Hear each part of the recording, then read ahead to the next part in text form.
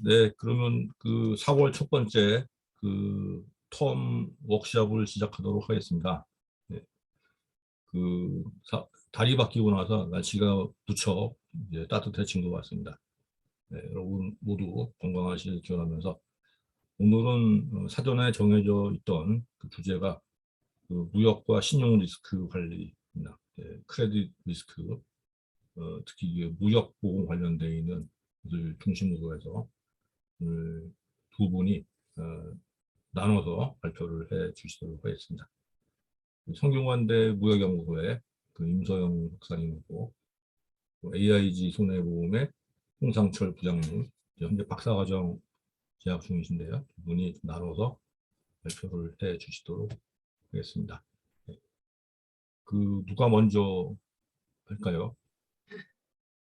레이디 퍼스트? 네. 네. 네. 네, 그러면 제가 먼저 제가 준비한 내용 한번 공유 같이 해보도록 하겠습니다. 네, 안녕하세요. 저는 현재 성균관대학교 무역연구소에서 연구원으로 재직 중이고, 그리고 무역학과에서 글로벌 금융보험 설계론 강의를 하고 있는 임소영이라고 합니다. 그래서 오늘은 제가 교수님께서 이렇게 발표할 수 있는 기회를 주셔서 그 프랑스 무역보험 제도에 대해서 한번 간략히 좀 소개를 해보려고 합니다.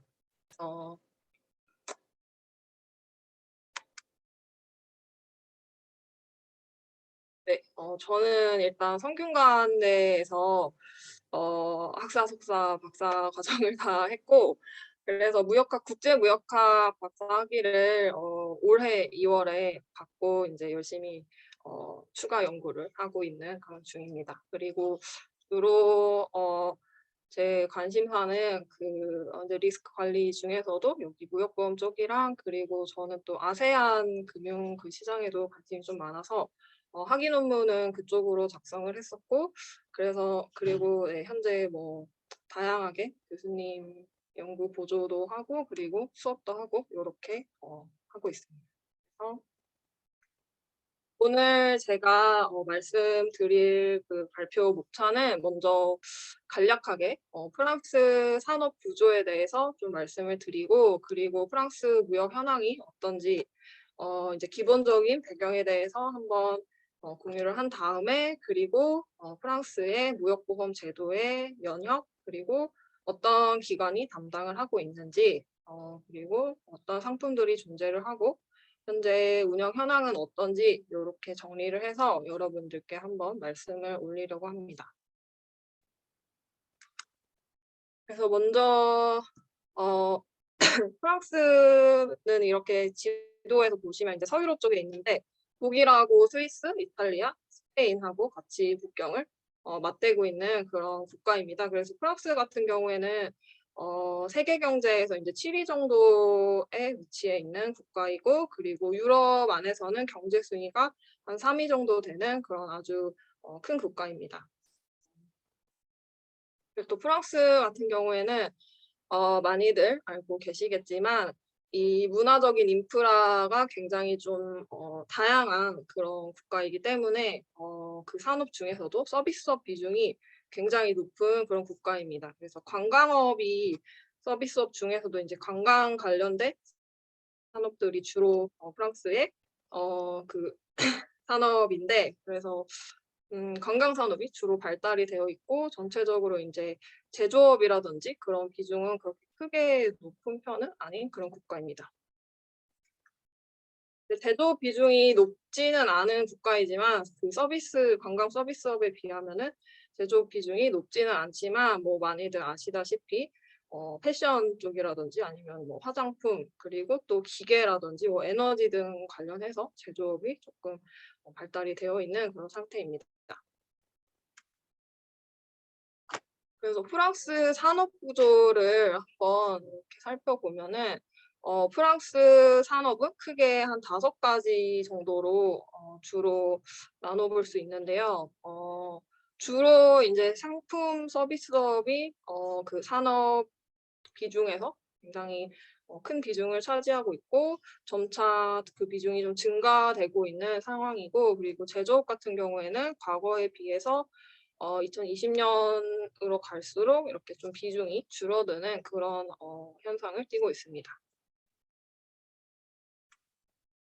그리고 제조업 생산량 증감률을 보시면은 이렇게 제조업이 2010년도 이쯤에 이제 이렇게 확 생산량이 줄어들었다가 최근에 다시 좀 그 운송 장비 같은 경우에는 2010년 정도에 좀 이렇게 줄어들었다가 2010년부터 2020년까지 가장 좀 발달이 된 그런 상태인데, 코로나 이후로 이때 보시면은 이렇게 증감률이 확 떨어졌는데, 코로나 영향으로 인해서 운송 장비 제조업이 좀 타격을 많이 입은 그런 상태입니다. 그래서 프랑스 같은 경우에는 운송 장비 중에서 이제 자동차랑 그 항공 우주 산업 쪽이 굉장히 발전이 잘 되어 있는 나라인데, 자동차 산업 같은 경우에는 유럽 내에서 유럽 내에서 이제 독일하고 이탈리아 다음으로 좀 큰 비중을 차지하고 있고, 그리고 항공 운송 산업, 항공 그 우주 산업 같은 경우에는 전 세계적으로 2위인 그런 국가입니다. 미국 다음으로 가장 많이 항공 우주 그 산업 제조업을 하고 있는 그런 국가입니다. 그래서 산업 구조 중에서 아까도 말씀드렸듯이 항공하고 자동차 산업이 제조업에서는 굉장히 큰 그런 산업이고, 한국하고 프랑스의 무역 관계를 봤을 때는 사실 한국하고 프랑스는 그렇게 프랑스가 한국한테, 그리고 한국이 프랑스한테 그렇게 엄청 큰 수출을 많이 하고 무역이 좀 발달된 그런 관계는 아닌데, 서로 좀 상호 보완적인 수출입을 하고 있는 그런 형태입니다. 그래서 한국 같은 경우에는 프랑스 쪽에 이제 자동차 부품이라든지 뭐 자동차 부품, 그리고 선박 이런 부품들 관련해서 수출을 많이 하는 편이고, 그리고 프랑스는 한국을 대상으로 해서 항공기 관련 부품이라든지 항공기, 그리고 뭐 패션이나 화장품, 의약품 이런 것 등을 많이 수출을 하고 있습니다. 그래서 프랑스의 무역 현황을 한번 살펴보면은, 프랑스 같은 경우에는 이제 전 세계적으로 봤을 때 유럽 국가들하고 무역 그 비중이 가장 높은 그런 상태입니다. 한 68% 정도 유럽 내에 있는 국가들하고 수출을 많이 하고 있고, 그 중에서도 이제 EU 국가들하고 대부분 수출을 많이 하고 있는 상태이고, 그 다음으로 이제 아시아 지역에 좀 수출을 많이 하고 있습니다. 그리고 그리고 북미 쪽이랑, 그리고 아프리카 같은 경우에도 프랑스랑 그 수출 관련해서 그 무역을 많이 하고 있는 그런 나라 중 하나입니다. 그리고 프랑스의 주요 무역 파트너 현황을 한번 살펴보면은 이제 독일이 제일 그 무역을 활발하게 하는 파트너이고, 그 다음에 이제 뭐 차례대로 미국, 이탈리아, 스페인 순으로 무역을 활발히 하고 있습니다. 그리고 프랑스 현재 수출 현황을 살펴보면, 요거는 2020년도 자료인데, 보시면은 아까 말씀드렸던 항공이랑 우주 산업 부분이 프랑스가 가장 좀 비교 우위를 가지고 있고, 제일 좀 활발하게, 그리고 수출에서 가장 많은 좀 효자 그런 품목인데, 항공 우주 산업 관련된 그 수출이 전 19년에 비해서 2020년도에 약 한 50% 정도 감소를 했고, 이거는 이제 코로나의 영향으로 인해서 이렇게 수출이 많이 줄었다고 합니다. 그리고 그 다음으로 이제 자동차 같은 경우에도 수출이 좀 많이 줄어든 형태이고, 그리고 유일하게 이제 의약품 관련해서 수출이 조금 증가된 그런 상태입니다. 그리고 프랑스는 이제 코로나 이전에는 지속적으로 좀 그 수출이 증가하고 있었던 그런 형태를 띠고 있었는데, 코로나 이후로 수출이 이제 급격히 이제 감소되면서 2012년 이후로 가장 좀 수출 그 상황이 제일 최악인 그런 상태라고 합니다. 다음은 프랑스의 무역 수지 현황이고, 그래서 보시면은 항공 우주 산업 부분, 그리고 그리고 화장품, 뭐 화학약품 이런 것 등이 좀 흑자를 띠는 그런 상태입니다. 다음으로 이제 프랑스 무역보험 제도의 연혁에 대해서 말씀을 드리려고 합니다. 그래서 먼저 프랑스 같은 경우에는 이제 1946년에 처음으로 무역보험 제도가 시작이 되었는데요. 무역보험 같은 경우에는 이제 무역 같은 경우에는 국내 거래랑 다르게 예상치 못한 위험들이 좀 발생이 되기도 하고, 그리고 그렇게 발생한 위험으로 인해서 여러 기업들이 좀 다수의 기업들이 한 번에 이렇게 영향을 많이 받기 때문에 국가 경제에 굉장히 큰 영향을 미치게 됩니다. 그래서 이런 그 비상위험이라든지 신용위험 등을 커버하기 위해서 국가적인 차원에서 이 무역보험 제도를 정책성 보험 형태로 많이 운영을 하고 있는데, 프랑스도 이제 이 무역보험 제도를 이제 1946년부터 시작을 하게 되었습니다. 그래서 꼭 그 당시에 이제 코파스라고 이 수출 신용보험 전문 회사를 이제 정부랑 민간 기업이랑 같이 해서 설립을 하게 됐고요. 그래서 합작 출자 형태로 설립을 한 다음에 여기 코파스가 이제 1946년부터 2016년 말까지 약 한 70년 정도 프랑스 정부를 대신해서 수출 신용보험 대행사로 무역보험 제도를 이제 운영을 했습니다. 그래서 코파스 같은 경우에는 이제 1994년에 민영화가 됐고, 이 코파스는 정부를 대신해서 그 수출 신용보험을 대행했을 뿐 아니라, 그리고 자체적으로도 이제 신용보험 그 상품을 판매하고 운영을 하고 있는 세계 한 3대 신용보험 회사 중 하나입니다. 그래서 현재도 이제 신용보험 관련해서 운영을 하고 있고요. 그래서 2012년에 이제 프랑스 정부가 공공투자은행 설립을 하겠다고 이제 발표를 하게 되고, 2013년에 BPI 프랑스라는 기관이 이제 설립이 됩니다. 그래서 요 BPI 프랑스는 프랑스 공공투자은행인데, 예금투자공사, 그리고 중소기업은행, 그리고 전략투자기금 이렇게 세 개가 합쳐져 가지고 만들어진 그런 공적 금융기관입니다. 그래서 2013년에 설립이 됐고, 2016년에 이 코파스랑 기존에 이제 수출 신용보험 대행을 하던 코파스랑 BPI랑 해서 이렇게 업무 이관을 하는 합의를 하게 됩니다. 그래서 2017년부터는 이제 BPI 프랑스가 코파스가 하고 있던 그 공적 수출 신용보험 업무를 가지고 와서 그 외에도 뭐 해외 투자보험이랑 환변동보험 등 이렇게 해서 무역보험 제도 업무를 현재 실시를 하고 있습니다. 그래서 현재는 BPI 프랑스에서 무역보험을 운영을 하고 있습니다. 그래서 아까도 말씀드렸듯이 이 프랑스 무역보험 제도의 담당 기관은 이 BPI 프랑스인데, 구조를 보면은 지분 같은 경우에는 그 프랑스 정부기관인 EPIC, BPI 프랑스가 한 50% 정도를 가지고 있고, 그리고 예금투자공사인 CDC가 50% 정도를 가지고 있는, 이렇게 절반 해서 지분을 가지고 있는 그런 형태입니다. 그래서 BPI 프랑스는 이 이제 아래에 세 개의 자회사가 이제 존재를 하고 있는데요. 먼저 첫 번째는 이 BPI 프랑스 인베스트먼트, 그러니까 투자 관련해서 지분 투자 관련해서 업무를 하고 있는 그런 회사이고, 그리고 두 번째는 BPI 프랑스 파이낸싱, 여기는 이제 그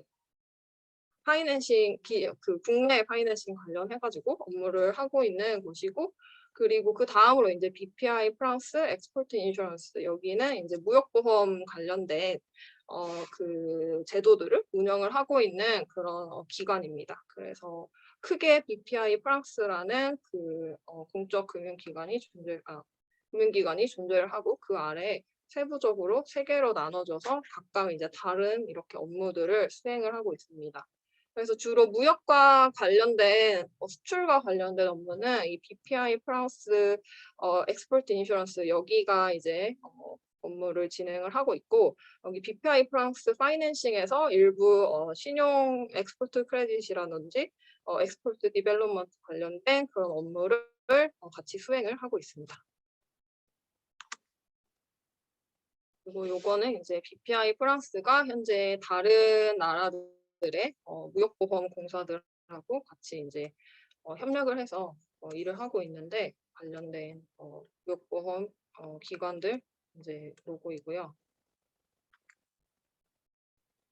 그리고 이제 프랑스 무역보험 제도 그 상품 현황에 대해서 한번 말씀을 드릴 텐데요.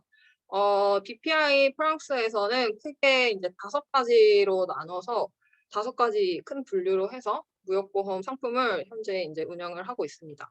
그래서 첫 번째는 신용보험, 수출 신용보험이고, 이거는 이제 뭐 계약이 갑자기 중단이 된다든지 아니면 어떤 리스크가 발생을 해서 수입자가 수출 대금을 지급하지 않는다든지, 그리고 금융기관이 돈을 빌려줬는데 이 대출 계약에 대한 미상환 위험을 보장하는 그런 보험이고, 그 다음으로 이제 두 번째 같은 경우에는 Bond and Working Capital Insurance 이렇게 해서 수출 보증 그리고 운영 자금 보험인데요. 이거는 기업이 이제 수출을 할 때 그 수출 보증서를 발급받거나 아니면 운영할 때 필요한 자금을 대출하는 거를 좀 용이하게 도와주는 그런 상품입니다. 그리고 세 번째는 환위험 보험입니다. 환율 변동 위험 보험. 그래서 이거는 환 위험을 보장해가지고 수출을 좀 촉진해주는 그런 보험이고, 그리고 네 번째 같은 경우에는 이제 해외 투자 보험이 또 존재를 합니다. 그래서 프랑스 기업이라든지 어떤 그 프로젝트를 진행을 할 때, 해외 투자 프로젝트를 진행을 할 때 발생하는 그런 위험들을 보호해서 프랑스 기업들이 해외 투자를 적극적으로 할 수 있도록 촉진해주는 그런 보험 상품입니다. 그리고 마지막이 좀 특별한 그런 보험인데, 요거는 프로스펙팅 인슈런스라고 영어로는 그렇게 이야기를 할 수 있고, 요거는 해석을 하면은 뭐 사업 개발 보험 이런 식으로 좀 이야기를 할 수 있을 것 같습니다. 그래서 이 프로스펙팅 인슈런스는 이 BPI 프랑스가 중소기업을 대상으로 해서 진행을 하는 보험인데, 이거는 뭐 수출 시장을 새로 개발을 하거나 아니면은 수출을 이제 처음 하는 기업들에게 그 수출 시장을 개발할 때 발생하는 그런 비용들의 일부를 좀 보험에서 충당을 해줘가지고 기업이 이제 적극적으로 수출 그 시장 개발 활동을 하는데 도움을 주는 그런 보험이라고 합니다. 그래서 간단하게는 이렇게 크게 5가지 종류의 보험 제도가 존재하고, 이를 통해서 이제 중소기업이라든지 뭐 스타트업 기업 그리고 대기업들에게 수출을 용이하게 할 수 있도록 도와주는 그런 역할을 하고 있습니다. 그 다음으로 이제 제가 자세히 한번 하나씩 말씀을 드려보려고 합니다. 그래서 먼저 수출 신용보험에 대해서 말씀을 드리도록 하겠습니다. 그래서 프랑스 같은 경우에는 한국은 이제 무역보험공사가 단기 수출 신용보험과 중단기 수출 신용보험을 같이 운영을 하고 있는데, 프랑스를 포함해서 유럽의 모든 국가들은 그 공적 신용금융기관들은 중장기 수출 신용보험만 제도를 운영을 할 수 있습니다. 요거는 이제 1998년에 EU가 수출보험의 공정 경쟁을 위해 가지고 단기 무역 거래, 그러니까 무역 계약 기간이 2년 이하의 단기 무역 거래에서 발생하는 그 위험들은 정부에서 커버를 해주지 않아도 되고, 요거는 민간 보험사가 인수를 할 수 있는 위험이다 이렇게 규정을 해가지고 정부 지원금을 금지하는 그런 협약을 맺었습니다. 그래서 이런 협약 때문에 프랑스 BPI 프랑스 역시 이제 중장기 사업과 관련된 내용들만 해서 수출 신용보험을 현재 제공을 하고 있습니다. 그래서 금융기관용이랑 수출자용으로 크게 나눠서 이제 BPI 프랑스에서 구분을 해놨는데, 금융기관용 보험이랑 뭐 보증 상품은 한 6개 정도가 있고, 그리고 수출자용 상품은 크게 이제 4가지가 존재를 합니다. 그래서 어, 그래서 이제 자세히 한번 하나씩 말씀을 드릴 텐데요. 먼저 이제 금융기관용 중장기 수출 신용보험에 대해서 간략히 한번 말씀을 드려보도록 하겠습니다. 그래서 크게 6가지의 상품을 현재 운영을 하고 있고, 첫 번째 이제 바이어 크레딧 인슈런스는 이제 구매자 신용보험인데, 요거는 중소기업과 대기업 모두 부부율이 95%로 동일하고, 금융기관이 이제 대출 원리금을 회수를 할 수 없는 경우 발생하는 그런 위험들을 담보해주는 보험입니다. 그리고 두 번째 보험 같은 경우에는 디스카운트 앤 서플라이어 크레딧 어사인먼트 인슈런스인데, 요거는 이제 공급자 신용을 양도하거나 할인해서 판매를 할 때 활용을 할 수 있는 그런 보험입니다. 그래서 부보율 같은 경우에는 대기업하고 중소기업하고 조금 다르게 적용을 하고 있습니다. 그래서 대기업은 한 95% 정도, 중소기업은 100% 부보율입니다. 그래서 요 상품 같은 경우에는 이제 수출 기업 같은 경우에는 매출 채권의 유효성이라든지 집행 가능성에 대한 책임이 존재하고, 그리고 금융기관은 공급자 신용을 이제 양도하거나 할인 판매를 하는 것에 대한 책임이 존재하는 그런 보험 상품입니다. 그리고 세 번째는 이제 신용장 확인 보험인데, 이거는 이제 기업이 그 수출을 할 때 이제 신용장을 발행해 준 은행이 그 대금을 이제 받지 못했을 때 그러한 위험으로 발생할 수 있는 손실을 보상해 주는 그런 상품입니다.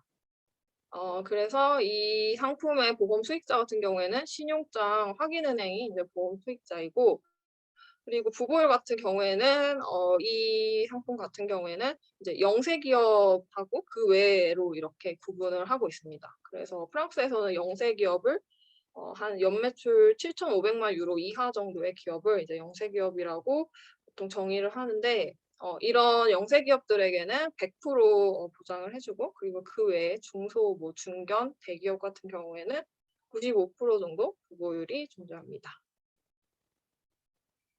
그리고 네 번째는 이제 전략 프로젝트 보험인데, 요 보험 같은 경우에는 이제 전략 프로젝트라는 거는 프랑스 경제에 어떤 국익을 창출할 수 있는 그런 프로젝트를 통칭해서 이제 전략 프로젝트라고 정의를 하고 있는데, 뭐 에너지라든지 운송, 그리고 뭐 통신, 환경 이런 사업들을 전략 그 프로젝트라고 보통 이제 프랑스에서 정의를 하고 있습니다. 그래서 성장 잠재력이 굉장히 높고, 뭐 또 에너지나 원자재 공급에 필수적인 그런 프로젝트, 그리고 프로젝트가 미완료됐을 때 국가가 입을 수 있는 위험이 굉장히 큰 경우, 이런 경우들을 대상으로 이런 그 프로젝트가 이 스트래티직 프로젝트 인슈런스를 가입할 수 있는 그런 대상입니다. 그래서 부보율은 80% 정도이고, 이 상품은 피보험자의 최소 자기 부담금이 5% 정도 존재하는 그런 상품입니다. 그리고 다섯 번째는 이제 unconditional guarantee라고 해서, 요거는 이제 항공기 제조 업체만 활용을 할 수 있는 그런 상품인데요. 아까도 이야기했듯이 아까도 말씀드렸듯이 프랑스는 이제 항공 우주 산업이 수출해서 그 이익을 가져오는 가장 큰 이익을 가져오는 그런 사업이고, 굉장히 많이 발달이 되어 있는 사업이기 때문에 BPI 프랑스, 그리고 또 이제 프랑스 정부 측에서는 이 항공 우주 산업과 관련해가지고 좀 그 편의를 봐주는 그런 제도들을 많이 운영을 하고 있습니다. 그래서 이 상품 역시 그런 상품인데, 이제 민간 항공기 제조업체가 수출 계약을 할 때 이제 자금이 필요할 때 그런 자금을 좀 쉽게 조달을 할 수 있게 도와주는 그런 상품입니다. 그래서 조건 없이 이제 수출 대금 미상환을 보증해주는 그런 상품이고, 이거는 보증 기간은 한 6개월 정도, 그리고 부보율은 100%라고 제시가 되어 있었습니다. 그리고 마지막은 이제 구매자 신용을 보유하고 있는 신용기관이 대출을 이제 재융자하고 싶을 때 활용을 할 수 있는 그런 상품입니다. 그래서 금융기관용 상품은 크게 이렇게 6가지가 존재를 하고, 수출자용 수출신용보험은 4가지가 존재를 합니다. 그래서 마지막 스트래테직 프로젝트 인슈런스 이거는 금융기관용하고 동일한 그런 상품이어서 요거를 제외하고 나머지 3개에 대해서 간략히 한번 말씀을 드리도록 하겠습니다. 그래서 첫 번째는 이제 커머셜 컨트랙트 인슈런스 상업 계약 보험인데 요거는 이제 수출 계약 계약을 하는 그런 단계 수출 계약 단계 시에 이제 발생하는 위험으로부터 수출 기업을 보호해주는 그런 상품이고 아까도 말씀드렸듯이 소비재나 뭐 일반 서비스업 관련된 그런 그 단기성 무역 계약 같은 경우에는 이제 민간 보험 회사에서 그 상품을 제공하고 있기 때문에 이 상품의 대상 거래는 주로 이제 중장기성 뭐 프로젝트, 산업 플랜트, 그리고 자본주의 수출, 그리고 서비스 및 무형제, 공공사업 계약 등이 이제 주요 대상 거래입니다. 그래서 부보율은 대기업하고 중소기업하고 조금 다르게 책정을 해두고 있습니다. 그리고 두 번째는 이제 서플라이어 크레딧 인슈런스인데 이 공급자 신용보험 같은 경우에는 수입자의 미수금 원금이랑 그리고 상환 이자를 보장해주는 상품이고 대상 거래랑 부보율은 첫 번째 상업계약 보험하고 동일합니다. 그리고 세 번째는 이제 서비스 및 무형재산 보험인데 이 상품 같은 경우에는 서비스를 계약하거나 아니면은 양허 계약 시에 발생하는 그런 리스크들을 보장해주는 상품입니다. 그래서 프랑스 내에 이제 기술 발전과 그리고 무형 경제 촉진을 위한 그런 제도인데 회전 보증 보험 형태로 제공이 된다고 합니다. 그리고 부보율은 약 95% 정도입니다. 그래서 프랑스의 수출 신용보험은 이렇게 크게 금융기관하고 수출자용으로 구분을 해서 확인을 할 수가 있고 다음으로 이제 수출 보증과 운영 자금 보험에 대해서 말씀을 드리도록 하겠습니다. 그래서 먼저 수출 보증 보험 같은 경우에는 수출자가 이제 수출 보증서 발급이 좀 용이해지기 때문에 수출 수익을 창출하는 것을 가능하게 도와주는 그런 역할을 합니다. 그래서 모든 유형의 보증 채권이 이제 대상 거래이고 그리고 부보율 같은 경우에는 대기업하고 중소기업하고 차이를 굉장히 크게 두고 있는 그런 상품입니다. 그래서 이제 그리고 두 번째는 이제 워킹 캐피털 인슈런스 운영자금 보험인데 이 보험 같은 경우에는 수출자가 이제 수출 계약을 하는데 필요한 그런 운영 자금을 대출을 할 때 조금 도움을 주는 그런 보험입니다. 그래서 수출자 같은 경우에는 이 운영 자금 보험을 활용을 하면은 수출 물품을 제조하거나 가공 그리고 조달을 할 때에 자금을 이제 신속하게 대출을 해야 될 때, 그럴 때 큰 도움을 받을 수 있는 그런 상품이라고 합니다. 그래서 부보율 같은 경우에는 수출 보증보험하고 동일합니다. 대기업은 50%로 동일한데 이 상품은 중소기업 같은 경우에는 80% 정도입니다. 그리고 이제 세 번째는 환변동 보험인데요. 프랑스에서 이제 제공하는 환변동 보험은 크게 3가지로 구분이 되어 있습니다. 그래서 이 환변동 보험 같은 경우에는 대기업은 활용이 불가능하고 중소기업만 사용을 할 수 있는 그런 보험 정책인데요. 먼저 첫 번째는 이제 외환 무역 보험인데 이거 같은 경우에는 여기 보시면은 이 제품은 이제 수출자가 그 협상을 하는 그런 단계에서부터 다시 이익 마진을 확보하는 거를 좀 가능하게 해주는 그런 보험 제도입니다. 그래서 보험을 체결하는 즉시에 선물 환율이 설정이 되고 청약서를 제출하는 그 시점부터 최종 이제 지불하는 기간까지의 환변동 위험을 보장해주는 그런 제도라고 합니다. 그래서 부보율은 중소기업 100%이고 대상 통화 같은 경우에는 뭐 미국 달러, 캐나다 달러, 그리고 영국 파운드, 일본 엔화, 스위스 프랑, 그리고 뭐 싱가포르 달러, 홍콩 달러 포함을 해서 약 40개 이상 정도의 통화가 대상 통화라고 합니다. 그리고 두 번째는 이제 외환 계약 보험인데 이거 같은 경우에는 협상 단계부터가 아니고 협상을 완료한 그 직후 아니면은 무역 거래를 아니면은 무역 거래를 이제 계약을 하고 나서 최대 15일까지 환율을 반드시 설정을 해야 되는 그런 상품입니다. 그리고 대상 통화 같은 경우에는 미국 달러랑 그리고 영국 파운드, 스위스 프랑 이렇게 세 가지가 대상 통화로 들어갑니다. 그리고 마지막은 인제 Foreign Exchange Invoice Payment Flow Insurance인데 요 상품은 항공우주 산업을 위해서 또 만든 특별한 그런 제도입니다. 그래서 항공우주 산업을 하고 있는 중소기업이 인제 미국 달러로 청구되는 기본 협약을 할 때에 활용이 가능한 그런 상품이고 최대 5년간 이제 장기 외환 위험을 보장해 주는 그런 제도입니다. 그래서 보장 금액 같은 경우에는 인제 기업의 그 예상 수익의 50% 한도 내에서 각 연년마다 설정이 되고 요거는 프랑스가 국가적으로 이제 항공우주 산업을 좀 증진을 하기 위해서 신설한 그런 특별 제도라고 합니다. 그리고 그다음은 이제 사업개발 보험인데 이 프로스펙팅 인슈런스가 좀 프랑스 무역보험 제도 중에서 좀 특별한 그런 제도입니다. 그래서 이 BPI 프랑스가 처음에 설립이 될 때 프랑스가 인제 프랑스 내에 있는 스타트업 기업들을 조금 더 스타트업 기업들을 키우기 위해서 그러한 목적으로 이제 BPI 프랑스를 설립을 하게 됐는데 이 사업개발 보험 같은 경우에는 인제 프랑스 내에 있는 중소기업이라든지 그리고 영세기업 사업을 막 시작한 그런 영세기업 사업을 막 시작하거나 수출 사업을 막 시작하거나 아니면은 매출액이 굉장히 낮은 그런 영세기업들을 대상으로 하는 상품입니다. 그래서 요거는 제도가 이제 두 가지로 현재 운영을 하고 있는데요.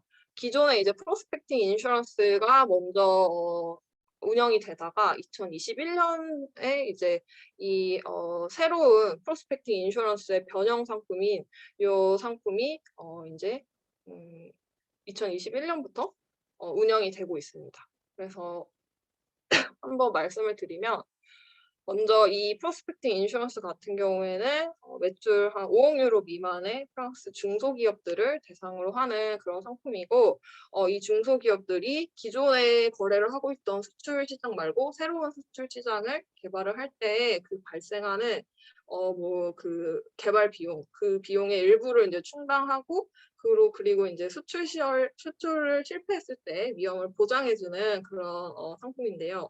이 제도 같은 경우에는 인제 그 수출 시장 개발할 때 뭐 발생하는 비용 뭐 예를 들면은 뭐 박람회라든지 전시회 그리고 뭐 언어 교육을 하는 것 그리고 뭐 새로운 시장을 인제 그 발굴을 하려면은 뭐 해외 출장비라든지 뭐 이렇게 다양한 비용들을 대상으로 하고 있고요. 그리고 보험 기간은 크게 이제 두 가지 옵션이 있는데 첫 번째는 인제 7년짜리 그리고 두 번째는 9년짜리가 이렇게 존재를 합니다. 그래서 7년 보험 기간 7년은 시장을 그 새로운 시장을 발굴을 하는 거를 2년 그리고 그거를 상업화하는 거 프랜차이즈화하는 거를 2년 그리고 마지막으로 그 상환을 하는 거를 3년 요렇게 기간을 제시를 해 두고 있고 9년 같은 경우에는 시장 발굴 3년, 프랜차이즈 2년, 상한 4년 이렇게 된 제도입니다. 그래서 보험료 같은 경우에는 3% 단일 보험료 3%로 책정을 해 둔 그런 제도이고 그 기업이 시장 발굴을 하는데 발생한 비용의 최대 한 65% 정도를 보장해 주는 그런 제도입니다. 그래서 이 프로스펙팅 인슈런스를 활용하면은 기업이 인제 선지급 형태로 현금을 지원을 받을 수가 있는데요. 먼저 인제 보험 계약을 서명한 그 당시에 이제 50% 정도를 BPI 프랑스에서 제공을 해 주고 그리고 그다음에 이제 나머지 차례대로 시장 발굴 그 기간 동안 차례대로 금액을 지원을 해 줍니다. 그리고 두 번째 같은 경우에는 이 프로스펙팅 인슈런스를 약간 변형한 그런 상품인데 요거는 코로나 이후에 인제 중소기업하고 영세기업들을 도와주기 위해서 프랑스에서 신설한 그런 제도라고 합니다. 그래서 요 제도는 인제 2021년부터 현재 운영을 하고 있고 수출을 아예 처음 시작하는 그런 기업이나 아니면 기존에 수출을 하고 있었지만 수출 매출이 한 100만 유로 정도 미만의 굉장히 작은 그런 기업들. 그래서 중소기업이랑 영세 기업들을 대상으로 하는 그런 상품입니다. 그런 제도입니다. 그래서 요 제도 같은 경우에는 이 프로스펙팅 인슈런스하고 조금 다른 그런 형태인데 이미 그 보험을 가입을 하고 있는 기업들 같은 경우에는 요거를 이제 추가적으로 가입을 해서 그 제도를 활용을 하지는 못하고 이 제도 안에서는 그 BPI 프랑스가 같이 인제 연계되어 있는 국제 무역 컨설팅 전문 업체와 이제 연관을 해 줘서 그 서비스를 기업이 받을 수도 있고, 그리고 최대 한 26,000 유로 정도의 현금 서비스가 가능한 그런 제도라고 합니다. 그래서 이 제도 같은 경우에도 기업이 인제 그 시장을 발굴할 때 발생한 비용의 최대 65% 정도를 보장을 해 주고 있고, 역시 선지급 형태로 현금이 지원이 되는데, 요거 같은 경우에는 시장 발굴 를 시작하는 그런 기간 중에 이제 시작할 때 그리고 종료할 때 이렇게 2번 현금을 지원을 해 주고 있습니다. 그리고 인제 수출이 성공을 했을 때 선지급급 환급이 필요한 그런 제도인데, 먼저 첫 번째로 인제 수출이 성공을 했을 때, 그러니까 기업의 그 매출액이 이 BPI 프랑스가 지급을 해 줬던 금액에 비해서 10배가 이상일 때를 이제 수출 성공이라고 정의를 하고, 이때는 기업이 100% 상환을 해 줘야 되고, 그리고 두 번째로 수출이 실패했을 때, 그러니까 매출액이 선지급금의 한 3배 정도 미만일 때, 그럴 때에는 30%를 BPI 프랑스에게 기업이 상환을 하면 됩니다. 그리고 일부 성공했을 때에는 매출액의 10% 정도를 환급을 해 줘야 되는 걸로 인제 약정에 정의를 해 두고 있습니다.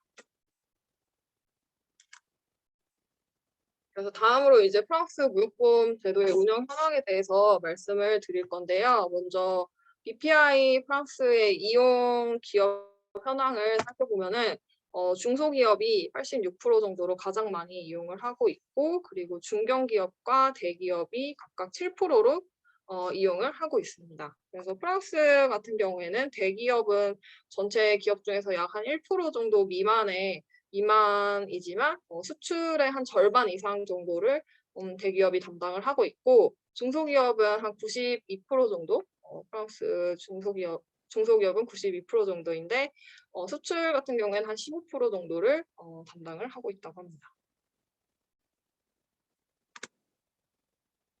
그래서 그 무역보험제도 운영 현황을 살펴보면은 이렇게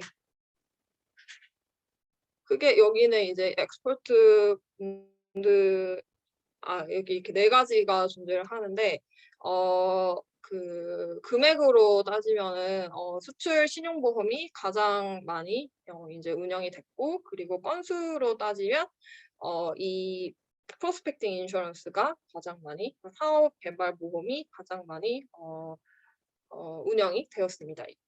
2020년도 기준 통계고요. 그래서 상품별로 인제 자세히 그 운영 현황을 살펴보면은 인제 신용보험이 2019년 대비해서 약 한 9% 정도 증가한 형태로 이제 보험금을 이제 지급을 했고, 그리고 어 프로스펙팅 인슈런스 사업개발보험이 건수는 2020년도에 이 보험 5개 그 종목 중에서 가장 많이 활용이 됐고, 2019년 대비해서는 한 18% 감소가 되었는데, 요거는 인제 코로나 영향으로 인해서 줄어들었다고 이제 BPI 프랑스가 그렇게 이야기를 하고 있습니다. 그리고 이제 무역보험제도 운영 현황 이제 기업별로 한번 살펴보면은 중소기업, 중견기업, 대기업 이렇게 3개로 나눠서 이야기를 할 수 있는데, 중소기업하고 중견기업의 활용은 이제 점차 증가를 하고 있는 그런 상황이고, 대기업 같은 경우에는 감소가 된 그런 상황입니다. 그래서 마지막으로 이제 그 무역보험 제도 운영 현황을 코로나19 이후 코로나 이후 변화와 그리고 기후 변화 대응 관련해서 BPI 프랑스가 어떤 방안을 세우고 있는지에 대해서 한번 말씀을 드리도록 하겠습니다. 그래서 코로나 이후에 이제 프랑스 같은 경우에도 코로나의 영향을 굉장히 크게 받았고, 이로 인해서 이제 국가 경제를 살리고 수출을 좀 수출하는 업체들을 좀 도와주기 위해서 BPI 프랑스가 몇 개 제도들을 신설하거나 아니면 좀 보완하는 형태로 운영을 하고 있는데요. 첫 번째는 이제 그 프로스펙팅 인슈런스. 이 프로스펙팅 인슈런스가 중소기업들이 가장 많이 사용을 하는 그런 보험인데, 요 보험의 약관을 약간 수정을 하였습니다. 그래서 그 사업 개발 관련해서 선지급을 받은 기업이 기존의 이제 시장 발굴 기간이 보험 그 형태에 따라서 2년, 3년 이렇게 제정이 되어 있는데, 시장 발굴 기간을 1년 정도 추가로 요청을 할 수 있도록 약관을 수정했습니다. 이거는 코로나 영향 때문에 이제 새로운 수출 시장을 개발하려고 하는 기업들이 뭐 해외로 나가지 못한다든지 이런 좀 위험 상황이 발생이 되었기 때문에 이렇게 1년 동안 추가 요청을 할 수 있도록 약관을 수정한 것이고요. 그리고 두 번째는 이제 선지급금 지불 비율 같은 경우에도 약간 변동을 했습니다. 그래서 기존에는 50%를 사업 개발 시작하는 단계, 그러니까 새로운 시장을 개발하는 시작하는 단계에 50% 정도를 선지급금으로 지불을 했었는데, 코로나 이후에 이제 70%를 먼저 선지급금으로 지불하는 걸로 비율을 좀 변동을 해서 중소기업들을 돕고 있습니다. 그리고 두 번째는 이제 2021년 2월에 이 프로스펙팅 인슈런스의 이제 변형 그런 상품인 새로운 보험 상품을 신설을 했고요. 요거는 이제 프랑스 내에 있는 중소기업들, 그리고 중소기업 중에서도 매출액이 굉장히 낮은 기업들, 그리고 사업을 이제 수출을 처음 시작하려고 하는 기업들, 그리고 이미 수출을 진행을 하고 있지만 매출액이 굉장히 낮은 그런 기업들을 위한 특별 제도입니다. 2021년 2월부터 신설이 돼서 현재 제도가 운영 중입니다. 그리고 다음으로 이제 환변동 보험에서 적용 가능한 그런 대상 통화를 기존에 비해서 더 넓게 이제 확대를 했고요. 그리고 마지막으로는 수출 보증 보험 그리고 운영자금 보험에서 약관을 수정을 했습니다. 그래서 부보율을 중소기업은 80에서 90%, 그리고 대기업은 50에서 70%로 이제 부보율을 변화를 시켰습니다. 그리고 다음은 이제 ESG와 기후변화 대응이라고 이제 제목을 달았는데, 그 BPI 프랑스가 ESG 경영을 위해서 여러 가지들을 이제 하고 있는데, 그 중에서 이제 환경하고 관련된 기후변화 대응 관련해서 하고 있는 그런 운영들을 한번 말씀을 드리려고 합니다. 그래서 2020년도 10월부터 이제 프랑스 정부랑 같이 협력을 해서 BPI 프랑스가 기후변화 전략에 좀 전념을 하고 있는 그런 상황인데, 플랜 클리메스라고 이런 계획을 수립한 다음에 이제 프랑스 수출 시스템을 녹색화하는 데 기여를 하고자 노력을 많이 하고 있습니다.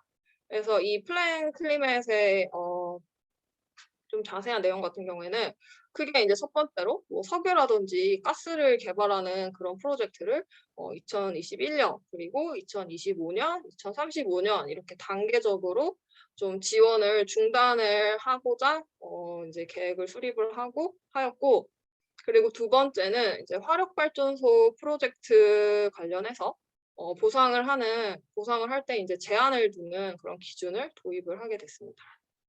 그리고 세 번째로는 이제 지속 가능한 사업을 하는 프로젝트, 뭐 예를 들면은 뭐 풍력 발전소를 건설하는 그런 프로젝트라든지, 이제 환경을 생각하는 그런 지속 가능한 사업 프로젝트를 할 때 하는 그거에 대해서 기후 보너스라고 이제 인센티브를 제공하는 식으로 운영을 하고 있습니다.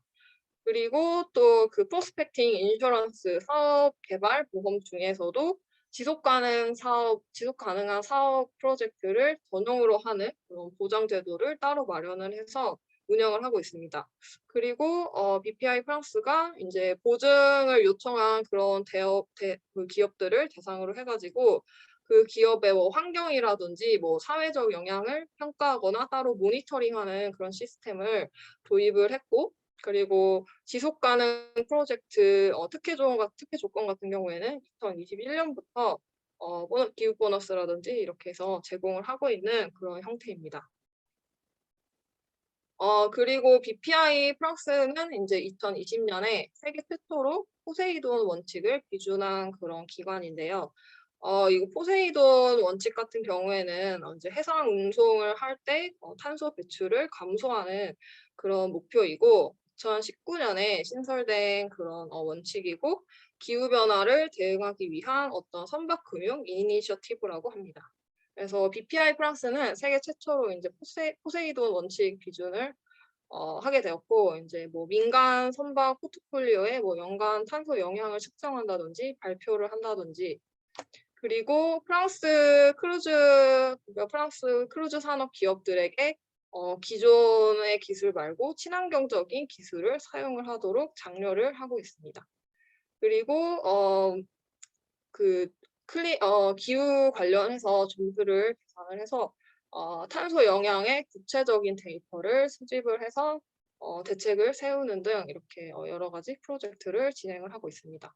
그리고 이 프로스펙팅 인슈런스 관련해서 프로스펙팅 인슈런스 제공을 받아서 성장을 하게 된 기업들에 대한 사례를 이제 보고서에 많이 제시를 하고 있는데, 대부분의 기업들이 이제 그 지속 가능한 사업, 뭐 풍력 발전, 그리고 대형 풍력 발전 프로젝트라든지 아니면은 해상 그 배를 그 건설하는 회사인데 좀 환경에 친환경적인 그런 기술을 도입한 뭐 회사들, 이런 식으로 좀 ESG 관련해가지고 기후변화 관련을 해서 그런 기업들에게 조금 투자를 많이, 기업들에게 보장을 많이 해주고 있는 그런 상황입니다.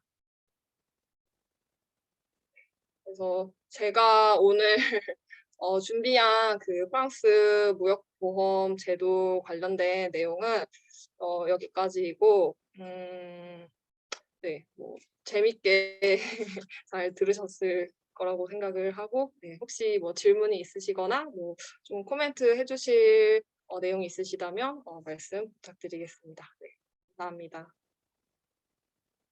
네, 문소영 박사님 수고하셨습니다. 예, 프랑스 제도 또 드물게 본 것 같습니다. 네, 혹시 질문이나 의견 있으면 해주시기 바랍니다.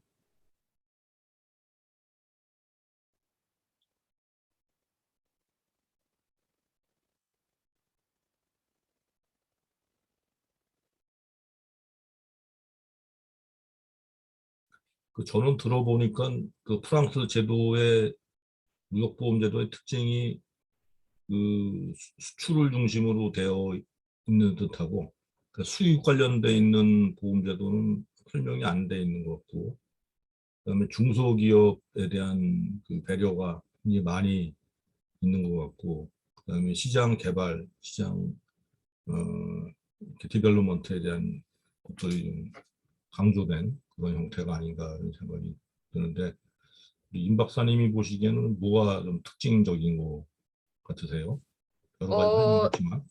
저도 그 살펴보니까 프랑스 같은 경우에는 여기는 이제 수입보험 제도는 그 사이트 내에서 언급이 되어 있거나 이런 건 없었고요. 그리고 중소기업 대상으로 해서 뭐 부보율을 좀 다르게 하는 거는 한국 같은 경우에도 유사하게 진행을 하고 있는데, 아까도 말씀드렸듯이 그 중소기업이 이제 처음에 새로운 수출 시장을 개척하거나 아니면 처음으로 이제 수출을 할 때 사실 그로 인해서 그 수출 아예 첫 단계가 어렵기 때문에 수출을 하지 못하는 기업들도 굉장히 많은데, 요런 좀 특별한 중소기업이랑 그리고 영세기업을 대상으로 해서 이렇게 특별한 제도를 운영을 하고 있는 게 조금 큰 특징 같았습니다. 그리고 기사들 찾아봤을 때에도 프랑스 같은 경우에는 뭐 중소기업뿐만 아니라 이제 사업 막 시작하는 그런 스타트업 기업들을 좀 키우기 위해서 정부에서 이제 적극적으로 보장하는 그런 제도를 좀 운영을 하고 있는 것 같습니다.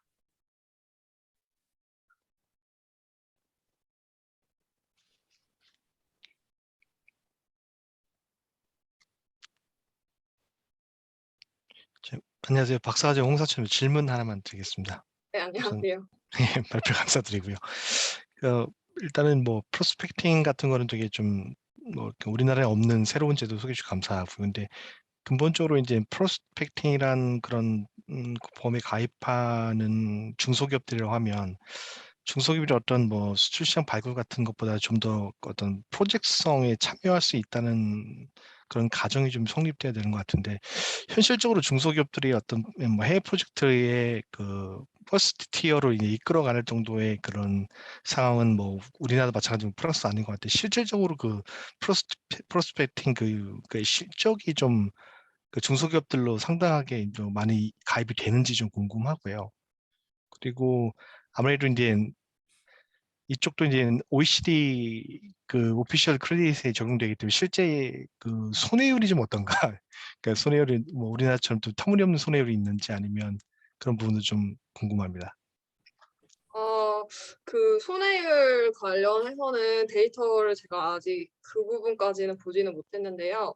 그거는 한번 제가 추가적으로 찾아보고 혹시 그 데이터 발견하게 되면은 꼭 공유를 드리도록 하겠습니다. 그리고 중소기업 그 가입 건수 같은 경우에는 여기 BPI 프랑스에서 매년 이제 그 보고서로 제시를 하고 있는데 중소기업이 그 BPI 프랑스의 무역보험 제도 중에서는 프로스펙팅 인슈런스를 가장 많이 좀 가입을 하고 활용하고 있는 걸로 나와 있습니다. 예, 감사합니다. 네.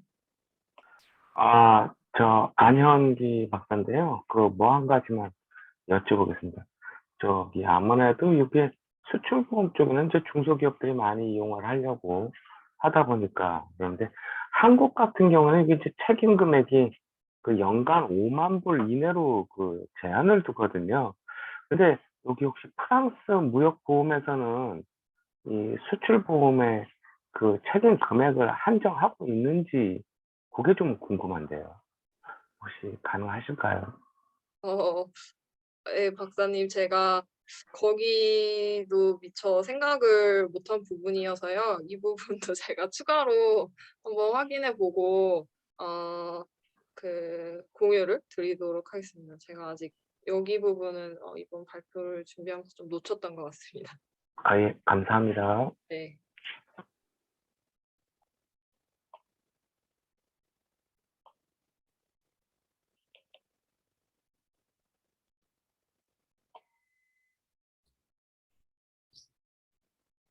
네, 다른 질문 없으십니까?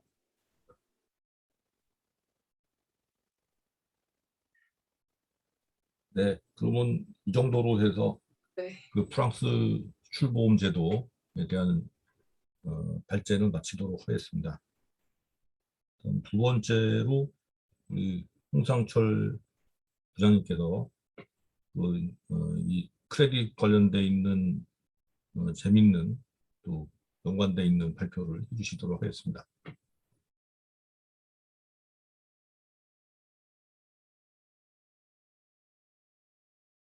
네, 본인 소개도 좀 하시면서 재미있게 진행해 주시면 되겠습니다. 예, 안녕하세요. 성균관대학교 무역학과 박사과정의 홍상철입니다. 저는 오늘 좀 더 그 실무적인 측면에서 좀 발표를 준비했는데요. 좀 제가 준비한 발표는 이제 보험회사 측면에서 이제 단기 수출 보험을 심사할 때 어떤 프로세스와 어떤 과정, 어떤 뭐 그러니까 위험 관리 이 과정들을 좀 취하는지에 대해서 좀 세부적으로 좀 설명 좀 드리도록 하겠습니다. 그러니까 저희들이 이제 그 단기 수출 보험에서 첫 번째 저희들이 이제 보험회사가 이제 단기 수출 보험을 심사할 때 첫 번째는 이제 위험을 좀 저희가 인식을 하고요. 위험 인식하는 요인이 뭐 KYC 요인일 수 있지만 그 위험 인식한 걸 기준으로 해서 위험 평가하는 프로세스를 따라가기 때문입니다. 두 번째는 결국 이제 위험을 인식했을 때 그런 결국은 이제 바이어 채무자에 대한 위험일 텐데, 그러면 그 채무자의 비즈니스라든가 아니면 재무제표 아니면 그 채무자가 아니면 그 바이어가 속한 산업의 특성들 이런 부분을 더 평가를 하게 되어 있습니다. 그리고 마지막으로 그 평가를 하면 저희가 이제 뭐 쉽게 그 해당 채무자별로 신용한도를 부여하는데, 그 부여 한도가 계속 유지되는 게 하기 위해서는 그에 합당한 바이어인지 아니면 채무자인지 계속 모니터링하게 되어 있습니다. 모니터링할 때 여러 가지 기법들을 활용해서 저희가 모니터링을 하고 있습니다. 처음으로 이제 이 전체적인 그림을 보시면 저희가 이제 처음에는 채무자, 이제 수입자를 다 케이스별로 분석을 합니다. 이게 상장사인지 아니면 비상장자이면서 재무제표 이용 가능한지 아니면 아예 비상장사에서 재무제표가 이용 가능하지도 않는지 이렇게 구분을 하고요. 이렇게 구분하는 이유는 각각의 케이스마다 다른 알고리즘이나 리스크 평가 모델링을 다르게 활용하기 때문입니다. 첫 번째 퍼블릭 상장사 같은 경우는 S&P 레이팅이라든가 아니면 인터널 레이팅을 좀 활용할 수도 있고, 비상장사지만 그 재무제표에 있는 경우에는 기업의 또 신용보험사들에 있는 내부적인 신용평가나 아니면 DMB, failure score라든가 DMB, FADX 이런 스코어들, 그리고 또 다른 스코어를 또 활용하는 경우도 있고요. 가장 문제가 되는 거는 이제 재무제표도 없고 비상장사인 경우에는 또 이 국가마다 그 특성을 가져서 알고리즘을 또 저희가 활용하고 있거든요. 근데 이렇게 인식을 하고 이런 모델링을 본 다음에 언더라이터로서 이제 위험 평가자로서 이제 재무 분석을 실시하고요. 재무 분석을 실시할 때는 예전에는 파이낸셜 되게 중요시했던, 요즘 같은 경우 좀 비즈니스 쪽을 좀 많이 보고요. 그 회사의 전략이라든가 사업 포트폴리오, 그러니까 자산이 어떻게 분배되는지 좀 많이 보고요. 파이낸셜은 나중에 제가 하나의 시트를 보여드리겠지만 상당히 많은 분량의 어떤 레이시오 분석이라든가 이런 같은 분석들이 많이 활용되고요. 그다음에 해당 그 채무자나 수입자, 즉 그 해당 수입자가 속한 국가의 대략적인 환경을 좀 많이 살펴보고 있습니다. 그게 끝나게 되면 저희가 흔히 말하는 리스크 언더라이팅은 끝났다고 하고, 그 끝난 리스크 언더라이팅 가지고 그 각각의 수입자, 채무자에게 다 등급을 부여하고, 또 이 채무자는 100만 불까지 됩니다. 리밋도 부여하게 되고, 이렇게 부여하게 되면 부여된 리밋이 결국은 전체 이제 단기 수출범의 가격을 형성하는 그런 구조로 되어 있습니다. 이렇게 좀 말씀드리고 하나 한번 좀 살펴보겠습니다. 근데 결국은 이제 아까도 말씀드렸듯이 결국은 저희가 이제 가장 문제가 되는 거는 이제 신용을 평가해야 되는데, 신용을 평가할 자료가 없는 회사들이 상당히 많이 있습니다.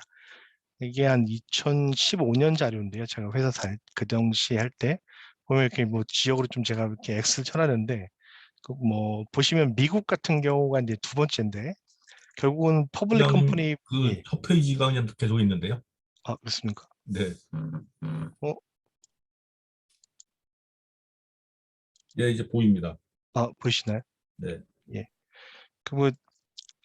이제 저희들이 문제가 되는 게 항상 이제 평가할 수 없는 자료가 있는 비상장사들입니다. 결국 이런 비상장들은 아까 말씀드렸듯이 레이팅 적용할 수도 없고, 그렇게 하면 결국 알고리즘을 써야 되는데, 알고리즘 제가 다음에 좀 말씀드리고요.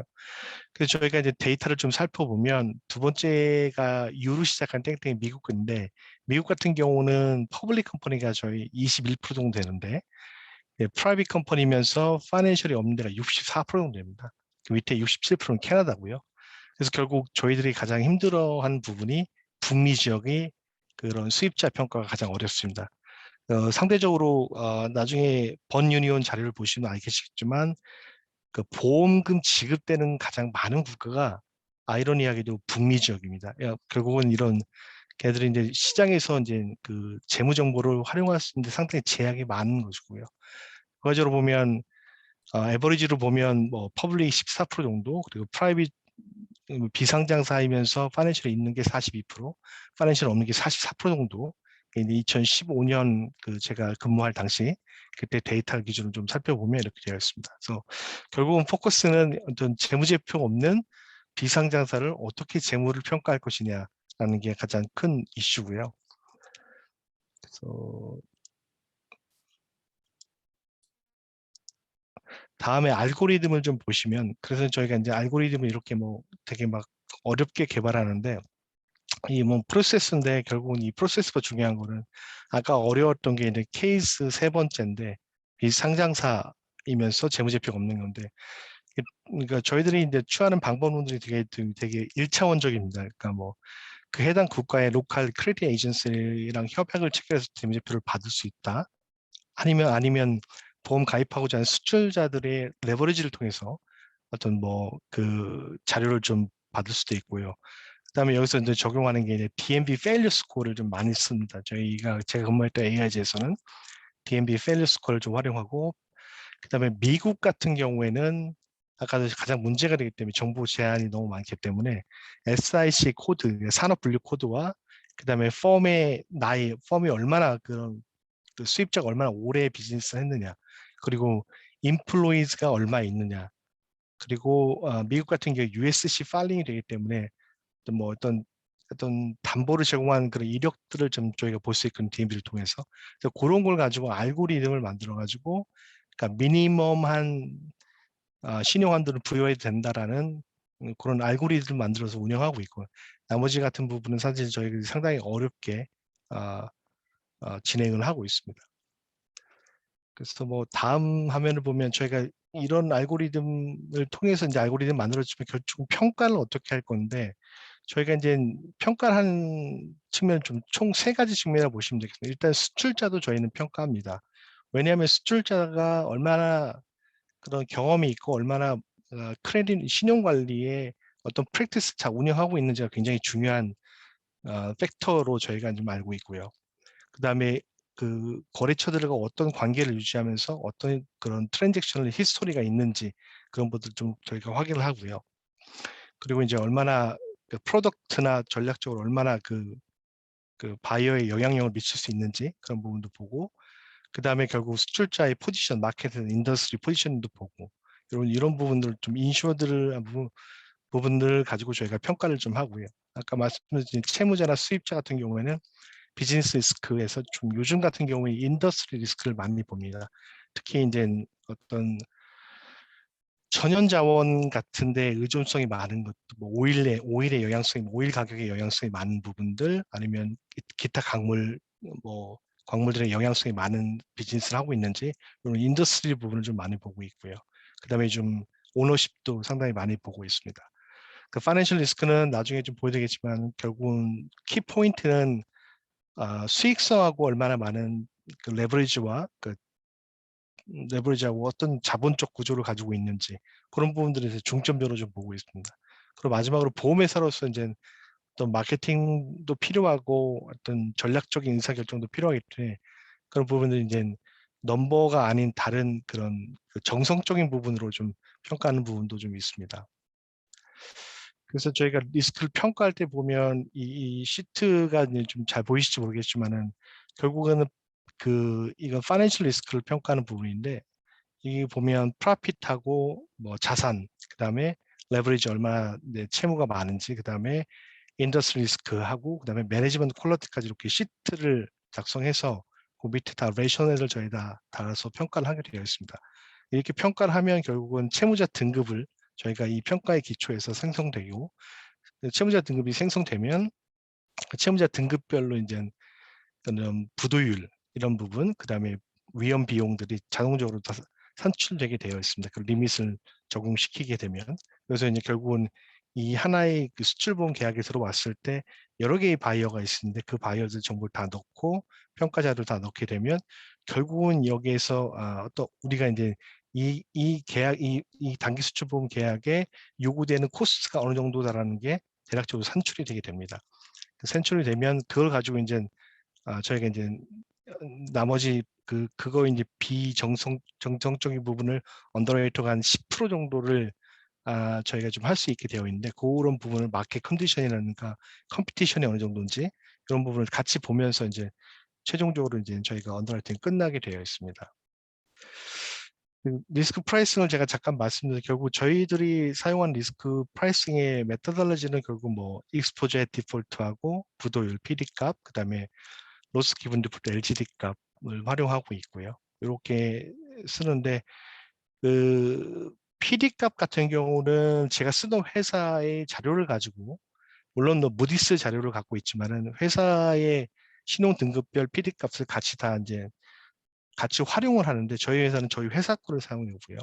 다만 LGD 같은 경우에는 모디스 거를 갖고 와서 이제 수출보험이 어쨌든 매출 채권의 성격을 갖고 있기 때문에 매출 채권을 이제 Senior Unsecured Bank Loan, 뭐 후순위 대출, 그러니까 보증이 되지 않는 그거에 똑같이 매칭을 시켜서 52.9%의 LGD를 적용했습니다. 그래서 이렇게 산출하는 게 아까 보여준 그 시트에서 그렇게 결국은 모든 코스트 오브 리스크가 다 해당 거래처별로 다 산출이 돼서 그걸 나중에 이제 저희들이 한번 볼 수 있게 언더라이터들이, 그래서 결국 거기서 끝나서 저희가 이제 커머셜적으로 여러 가지 팩터들을 10% 내에서 좀 자율적으로 오토리티를 갖고 좀 요율을 좀 움직이는 그런 구조로 좀 가고 있습니다.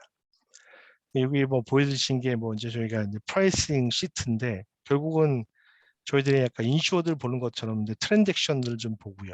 거기에서 이제 로스라든가 뭐 그 디스트리뷰션, 한 거래처에 집중되어 있나, 어떤 수출 거래가 한 거래처에 집중되어 있나, 이런 부분들 이제 컨센트레이션 리스크 좀 살펴보고요. 나머지는 뭐 어떤 리밋을 구조로 갖고 있고 신용 등급이 어떻고 또 회사 내부적으로 요구하는 ROE가 얼마인지 이런 넌 크레딧 팩터를 갖고 결국 그걸 합쳐서 기존에 신용평가 해놨기 때문에 그 세 개 합쳐서 프라이싱을 어떻게 낼 수 있다라는 게 딱 나오게 됩니다. 그래서 이게 뭐 우리가 벤치마크를 할 수 있고, 결국 저희가 이제 제시한 건 쿼터도 되고, 결국 우리가 그 요율을 제시했지만 다른 컴피티션 때문에 졌다 그러면 로스트가 나오고, 아니면 저희가 이기게 되면 바운드라고 다시 입력을 하게 되어 있어요. 이렇게 결과적으로 이런 모든 프로세스들이 다 데이터화되어 있고요. 데이터화되어 있고, 이런 과정들을 통해서 저희가 위험을 평가하게 됩니다. 그래서 이제 여기도 저희가 다음으로는 이제 리스크 모니터링인데요. 그러니까 저희들이 모니터링하는 거는 뭐 대부분 EDF를 많이 활용합니다. EDF가 이제 결국 자산하고 캐피탈의 움직임인데 상장사 위주로 좀 활용되고 있거든요. 왜냐하면 결국 보험회사별로 가장 큰 익스포저를 갖고 있는 회사들은 대부분 상장사들이 많습니다. 상장사의 리스크들이 경우 전체 AIG 같은 경우는 한 7, 80% 정도 됐었으니까 요즘은 뭐 한 5페이지 40, 가지고 계신가요? 예? 5페이지인가요? 슬라이드 예, 5페이지? 그렇습니다. 네. 예, 10페이지, 네, 10페이지예요? 예, 제 지금 화면에 10페이지를 보고 있는데, 5페이지가 보여서 지금. 네. 5페이지가 보이십니까? 네네. 죄송합니다. 제가 그러면 이걸 다 못 보셨겠네요. 지금 혹시 리스크 이밸리에이션 보이실까요? 네, 이스크리블을 보입니다. 그럼 이제 요걸 제 줌 화면이 지금 10페이지를 가리키고 있는데요. 다 요게 이제 다시 한번 말씀드리겠습니다. 요거는 이제 언더라이팅 할 때 이제 파이낸셜 리스크를 언더라이팅 하는 건데, 여기에 뭐 프로핏, 에셋, 그다음에 레버리지, 그다음에 인더스트리 리스크, 그다음 매니지먼트 퀄리티, 비즈니스 오너십 같은 부분이거든요. 마지막 칸에 이제 언더라이터가 이제 재량적으로 활용할 수 있는 부분인데, 이런 걸 전체 다 파이낸셜 분석해서 이걸 다 집어넣어 가지고 결국 마지막으로 등급을 산출하게 됩니다. 등급을 산출하면 그 옆에 오른쪽에 보이신 노란색 화면에 등급별 PD 값과 그다음 PD 값이 적용되고, 우리가 언더레이터가 부여한 신용 한도가 들어가게 되면 코스트 오브 리스크가 산출되고, 결국 그게 이제 요율을 결정하는 어떤 가장 주요한 그런 지표가 될 수 있습니다. 결국 이제 프라이싱을 다시 설명드리면 저희가 활용하는 건 다 크레딧 리스크 다 똑같습니다. 익스포저의 디폴트 값, 부도율 값, 로스 기븐 디폴트 LGD 값, 이렇게 저희가 활용하고 있고요. 근데 이제 PD 값은 이제 모든 신용평가 기관들 다 PD 값을 갖고 있는데 등급별로. 하지만 이제 수출보험하고 정확히 매칭시키기 어려운 관계이기도 하고, 그다음에 수출보험사들은 오랜 단연간의 데이터가 있기 때문에 대부분 자기들의 PD 값을 활용합니다. 다만 이제 LGD 값은 좀 어려움이 있어서 수출보험이 이제 매출 채권이기 때문에 매출 채권 시니어 언시큐어드 뱅크 론으로 해서 52.9%로 이제 LGD를 활용해서 프라이싱 산출되고, 결국 이제 PD, EAD 곱하기 LGD 이렇게 산출을 좀 하고 있습니다. 이런 것들을 저희가 다 프로세스인데 이렇게 다 레이팅 화면에 들어가면 이런 것들이 다 정리가 되어 있습니다. 요거는 이제 그 신용 위험을 이외의 다른 부분인데 트랜잭션하고 non credit 팩터들인데 요거는 이제 바이어가 한 바이어에 집중되어 있으면 컨센트레이션 리스크가 있기 때문에 그런 걸 좀 봐주는 것. 그리고 턴오버가 어떻게 매출액이 얼마 되고 로스 히스토리가 어떻게 될지 이런 부분을 좀 살펴보고 있고요. 그다음에 non credit 팩터 같은 경우에는 대부분 이게 뭐 그 회사가 이 계약을 인수하면서 요구되어지는 ROE 부분 이런 부분들 다 잘 정리가 되어 있고요. 그리고 뭐 여러 가지 뭐 이 인더스트리가 어느 인더스트리인지 이런 부분들 좀 non 크레딧 팩터들을 좀 집어넣게 되면 앞에 입력한 크레딧과 트랜잭션, non 크레딧 팩터가 합쳐져서 프라이싱이 이렇게 형성이 됩니다. 이 형성이 돼서 이 프라이싱을 여기에서 이 정도의 테크니컬 프라이싱이 나왔는데 나는 이거를 그대로 제시하겠다 할 수도 있고 뭐 각각의 언더라이터의 등급에 따라서 뭐 권한이 좀 있기 때문에 권한이 높으신 분은 여기서 뭐 20% 디스카운트 하겠다, 뭐 30% 디스카운트 하겠다 이런 데 커머셜 디시전을 마지막에 하게 됩니다. 그래서 결국 이게 이제 프라이싱 그렇게 해서 좀 형성이 되는 거고요. 저희가 이제 뭐 이렇게 프라이싱에서 이제 바인딩 되면 결국은 바이어별로 수많은 익스포즈를 갖고 있는데 그 중에서 익스포즈 어떻게 관리하냐라고 하는데 대부분 아까 말씀드렸지만 그 대부분의 익스포즈는 more than 50% 확실하게 이제 퍼블릭 컴퍼니에 좀 가 있고요. 근데 이제 퍼블릭 컴퍼니를 가장 큰 익스포즈를 갖고 있기 때문에 KMB EDF를 활용해서 이게 먼슬리로 EDF가 뭐 한 5% 이상 변한다 그러면 바로 워치리스트에 등록되고 그럼 워치리스트에 등록되면 언더라이터가 그런 부분 다 설명을 하고 다 그 어사인드 언더라이터가 다 그걸 설명하고 다시 프로세스 밟아서 우리가 이걸 유지해야 될지 이런 의사결정을 하게 되는 거죠. 그래서 그러니까 KMB EDF는 결국 워치리스트랑 다 연결이 되어 있는 겁니다. 근데 KMB 그 두 가지는 그 자산과 주식 가격이거든요. 주식 가격이 변동하거나 자산의 변동성이 있을 때 EDF 변동성이 굉장히 높아지거든요. 그래서 이제 EDF를 좀 많이 활용하는데 최근에는 좀 많이 활용을 안 하려고 워낙 비싸기도 하고 해서 많이 다른 대안을 찾으려고 하고 있는 것 같습니다. 근데 워치리스트나 이런 것들은 다 각각의 시장에서 다 이런 기업에 대한 워치리스트를 다 이제 분기별로 다 조사해서 익스포저가 하이하고 익스포저가 높고 또한 네거티브 인포메이션이나 어드버스 인포메이션이 시장에 존재할 때 다 리스트에 올라가게 되어 있습니다. 리스트에 올라가면 해당 그 바이어를 승인한 그 언더라이터한테 다 연락이 돼서 이런 부분들 다시 면밀하게 검토해라 이렇게 지시가 내려오고 있습니다. 그리고 뭐 리스크 업데이트 같은 경우는 상장사들 같은 경우는 대부분 그 회계연도 종료하면 그 오디티드 감사 재무제표가 들어오게 되면 모든 것들을 다 리뷰하게 되어 있고요. 그래서 이렇게 저희가 리스크를 모니터링을 하고 있습니다. 그리고 이제 보험회사 입장에서는 로스 매니지먼트도 많이 해야 되거든요. 로스 매니지먼트도 뭐 결국은 이제 단기 수출보험 약관에 맞춰서 이제 뭐 오버듀를 연체된 것들을 리뷰하기도 있고, 그 다음에 쉽먼트를 중지할 수도 있고 여러 가지 상황에 따라서 그 다음에 이 non-payment가 발생했을 때 이 non-payment를 그대로 가서 클레임을 가기보다 그 해당 채무자한테 기회를 주는 겁니다. 우리가 리스케줄링을 해줄 테니까 너네가 이 채무가 10이 있다면 이걸 순차적으로 갚아라. 그래서 이거를 그러니까 집행 권한을 얻는 거죠. 그렇지 걔네가 그 리스케줄을 지키지 못해 바로 부상이라든가 그런 리커버리 활동할 수 있게 그런 리스케줄링 어그리먼트 하는데 이런 같은 경우에는 상당히 익스포저가 큰 건에 대해서 많이 활용하고 있고 저도 수출보험 개시하고 한 6개월 만에 한 25 밀리언 한 300억 정도 제가 손실을 좀 받은 적이 있는데 인도네시아에서 거기도 저희가 리스크 중에서 결국은 8개월에 걸쳐서 다 그런 리커버리 활동을 좀 마친 경험도 있습니다. 그래서 이제 폴리시에서 로스 매니지먼트를 하기도 하고 또 이제 AIG 같은 경우는 2개의 재보험을 갖고 있습니다. 처음에는 패컬테이티브 패컬테이트로 갖고 있고 프로레타로 갖고 있고 그다음에 트리티로 좀 갖고 있는데 트리티 같은 경우는 대부분 다 이 수출보험의 이런 쪽에서는 그 채무자별 애그리겟 리밋 베이스입니다. 예를 들면 1등급은 최대 얼마까지 보상 이런 정도의 재보험을 좀 많이 구매하고 있습니다. 그래서 이런 부분은 저희가 이제 로스 매니지먼트를 하고 있고요. 이렇게 저희가 진행되고 아까 말씀드린 뭐 신용 파이낸셜 리스크를 평가할 때 저희들이 보는 게 한 제가 뭐 세보진 않았는데 한 50가지 정도 되는 것 같아요. 레이쇼나 이런 부분들이.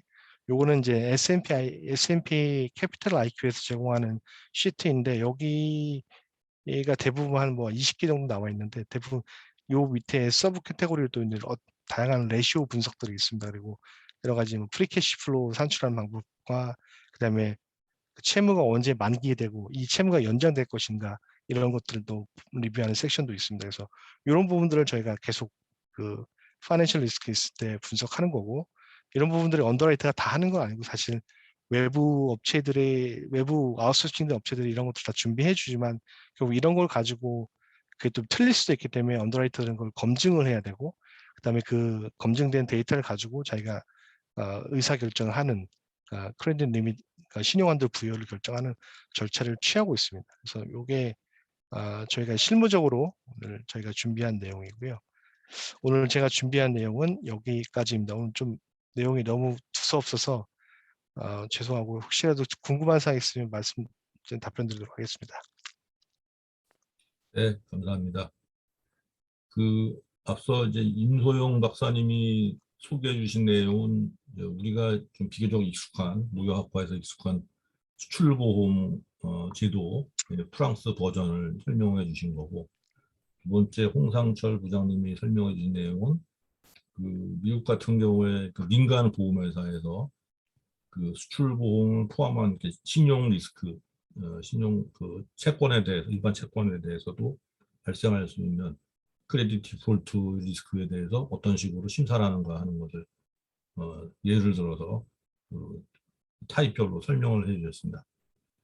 그래서 그 중에 이제 퍼블릭 컴퍼니라고 하는 거는 해석을 잘못하면은 공기업 이렇게 될 수가 있는데 아니면 상장 기업, 그죠? 상장.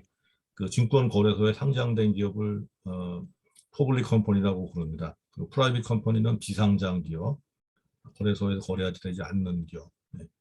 그리고 비상장 기업 중에는 재무제표가 있는데 없는데 뭐 이런 데 나눠져서 구별이 되는 거죠. 네. 그래서 상장도 안 돼 있고 재무제표도 공개가 안 돼 있고 이런 데는 이제 평가에 더 힘든데 그런 데는 이런 식으로 이제 평가를 한다. 뭐 매출액도 보고 사람 수도 보고 직원 수도 보고 사업 연수도 보고 이렇게 한다고 했는데 그중에 산업 분류하는 거는 산업별로 리스크를 평가를 해서 하는 건가 경쟁 정도 이런 거 따져서 보나요? 예, 그렇습니다. 그 산업은 쿼터리로 저희가 레터를 받는데 근데 그 산업군에 속한 리더들의 각각의 재무지표 성과들을 변동성을 좀 봅니다. 그래서 그걸 가지고 이제 같은 산업에 있는 기업들은 유사한 형태를 취할 거다라고 저희가 보고 있습니다. 산업별 리더 그룹을 보는군요. 예, 예, 그렇습니다. 그렇군요. 그리고 DNB 페일리어 스코어라고 했나요? 예, 그렇습니다. 예. 부도 확률 같은 거를 또 DNB에서 평가해서 공시하나 보죠?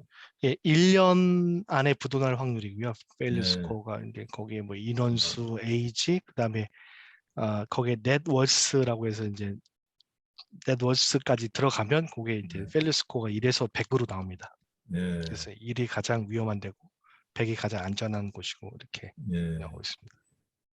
업력하고 종업원수는 많을수록 좀 안전하다고 보는 건가요? 예, 그렇습니다.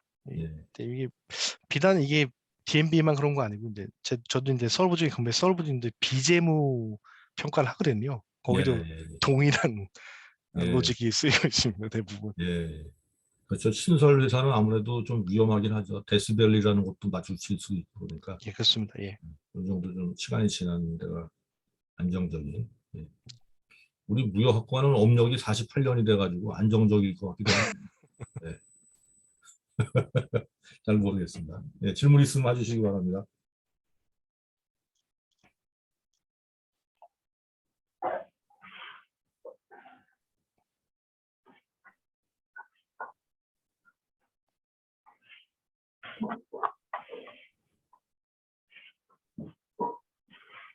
부장님, 뭐 한 가지 그냥 궁금해서 한번 여쭤보는데요. 예, 예. 예. 최근 들어서 그 말레이시아라든지 그 몽골에 예. 그 거래하는 그 기업들이 예. 저 신용조사라든지 거래 수입업자 하다 예. 보면 그 굉장히 그 신용조사를 꺼려 한다는 말을 좀 많이 듣더라고요. 그 이유가 뭐가 있을까요? 그냥 제가 궁금해서 뭐 여쭤봐요. 신용 조사를 그럴 수도 있을 것 같습니다. 뭐 중국도 그런 경우가 있는데 결국은 이제 무역보험공사나 어떤 신용보험사들이 신용 조사를 한다는 거는 거기에 직접 뭐 자기 사무소나 이런 게 있지 않은 이상 사무소가 있으면 사무소에 계신 분이 메일을 보내거나 아니면 걔네가 무역보험사나 아니면 보험회사가 고용한 로컬 에이전시, 크레딧 에이전시가 직접 전화를 해서 그러니까 너희 이런 의뢰인데 재무제표를 뭐 공개할 수 있냐 이렇게 물어보는 절차를 취하거든요. 그런데 네네. 이 특정 문화권에서는 그게 마치 우리가 마치 뭐 사기꾼이냐 아니면 뭐 우리가 뭐 그 정도도 안 되는 줄 아냐 이렇게 보는 경우도 있을 것 같습니다. 예. 아, 그래도 그렇군요. 저는 그런 느낌이 듭니다. 예. 그다음에 그 한 가지 더 여쭤보자면 그 말레이시아에 그 몇 개 그 업체가 그 우리나라로 말하면 그 화해 신청을 한 것 같습니다. 예. 예. 예, 그렇게 되면 그 수출 쪽 같은 경우에는 예. 수출 대금 받을 때 그 굉장히 힘들다고 하더라고요. 그렇죠. 예. 어차피 법적 절차에 있으면 채권 활동을 할 수 없게 된 상황이기 때문에 그 뭐 말레이시아 법령을 좀 살펴봐야 될 것 같은데 그런 경우에는 좀 당연히 받기 어려울 것 같습니다. 그거는 소송을 한다 하더라도 힘든 케이스가 되겠죠. 그렇죠. 예. 그 소송 실익이 저희들은 커머셜에서 소송 실익이 없다고 판단할 수 있을 거예요. 왜냐면 뭐 상당히 오랫동안 소송 대리인을 또 선임해야 되고 거기에 대한 비용을 지급해야 되는데 과연 그 정도 뭐 수출 뭐또 얼마나 대금 규모가 얼마나 봐야 되고 어떤 지금 법률 프로세스가 어떻게 되는지 좀 살펴봐야 될 것 같은데 통상적으로는 저희는 그 말레이시아, 뭐 몽골 이런 데 같은 경우에는 소송이 실익이 없는 건이 되게 많은 걸로 알고 있습니다. 그 만약에 그렇다고 하면 이 신용회사 같은 경우에는 한 금액이 어느 정도 돼야지 그 뭐 실익이 있다 없다 뭐 이렇게 커트라인 금액이 좀 있지 않을까요? 일단 소송 비용을 좀 저게 이제 로이어를 고용해야 되니까 예. 뭐 그 비용을 좀 봐야 될 거고 시간을 좀 봐야 될 것 같고 그 회사가 어떻게 이제 진행될 것 같은지 좀 예측을 좀 해야 되거든요. 뭐 회사가 이제 아예 사라질 것인지 아니면 어떤 데파이낸싱을 받아가지고 다시 살아날 것인지 그런 판단들이 필요한 거기 때문에 사실 금액 그런 걸 기준으로 좀 소송 실을 좀 보고 특정한 넘버를 갖고 볼 것 같지는 않습니다. 제가 보기에는. 예, 감사합니다. 많이 예, 도움이 감사합니다. 됐습니다. 예.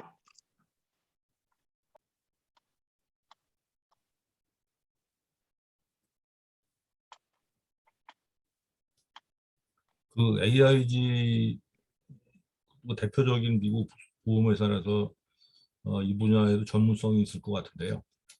그 회사별로 분위기가 이 적극적으로 비상장 기업을 인수를 해주려고 할 것 같기도 하고 아닐 것 같기도 하고 그런데 그럼 어떤가요 분위기가?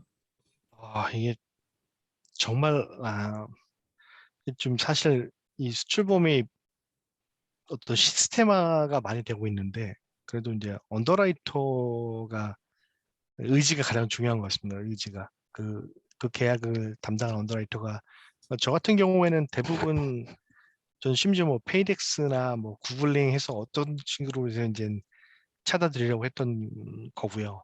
왜냐면 우리나라 기업들 같은 경우에는 뭐 대략적으로 이제 중견기업 이사라고 하면 수출선이 관계가 상당히 형성이 많이 되어 있습니다. 예를 들면 뭐 10년 이상, 뭐 7년 이상 이렇게 형성되어 있는데 단지 넘버가 없다 이런 것 때문에 좀 거절하기에는 사실 뭐 이렇게 좀 저는 좀 이렇게 성향이 맞지 않는 것 같아가지고 저 같은 경우는 다른 대안을 찾아서 뭐 최소한으로 서포팅 하려고 했는데 그래도 신용보험사들은 대부분 하려고 합니다. 왜냐면 결국은 그게 크리티컬한 거거든요.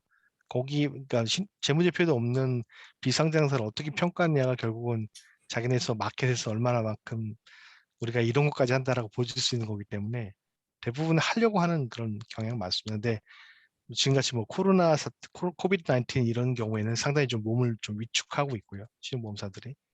근데 이제 그렇지 않은 평상시의 경제 수준이라고 한다면 당연히 신용보험사는 더 하려고 하고 있습니다. 그 신용보험은 저 채권자가 보험을 가입하는 거잖아요. 예, 그렇습니다. 예, 네. 그런데 사실 디폴트 내는 거는 채무자인 수입상이 내게 되는 건데 예, 맞습니다. 채권자의 정보, 수출상의 정보만 갖고서 이걸 낼 때는 약간 빠져 있는 부분들이 클 것 같은데 그런 예, 문제는 그렇습니다. 어떻게? 예, 저희가 그래서 이제 채권자, 이제 수출자들을 정보를 보긴 하지만 그 수출자들의 정보를 뭐 퍼센티지로 봤을 때 제가 봤을 때 한 5% 미만인 것 같습니다. 예, 사실 보면 모든 것들이 한 90% 정도는 무조건 90에서 95%는 무조건 다 바이어에 관련된 정보들이고 나중에 한 10% 정도는 이제 수출자가 이제 이게 저희가 흔히 말하는 수출자 리스크가 뭐냐면 수출의 진성이 아닌 가성 수출을 하는 겁니다. 결국은 수출자들이 좀 사기에 공모되거나 사기 목적으로 수출하는 경우도 있거든요. 뭐 대부분 뭐 우리나라 대표적인 케이스가 모뉴엘 같은 케이스인데요. 근데 그런 것들을 걸러내는 정도의 수준의 이제 수출자 형태이고 그 이외의 뭐 수출자에 대한 정보는 많이 저희가 취하지는 않습니다. 그럼 지금까지 설명하신 거는 이제 신용보험이긴 하지만은 수입상의 리스크를 그렇습니다. 통과한다. 예, 예. 그렇습니다. 예.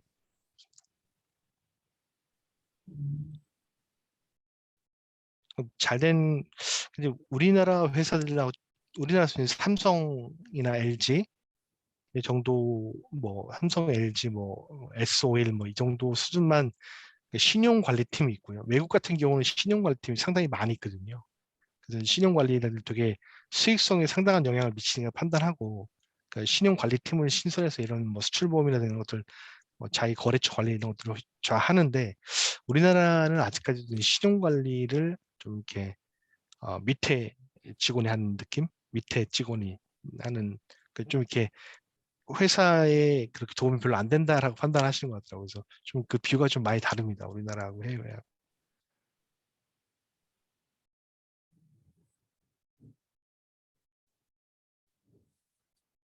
재작년인가 우리나라 건설회사의 건설 보증보험인가 뭐 이런 거를 이제 연구를 한 적이 있었는데요.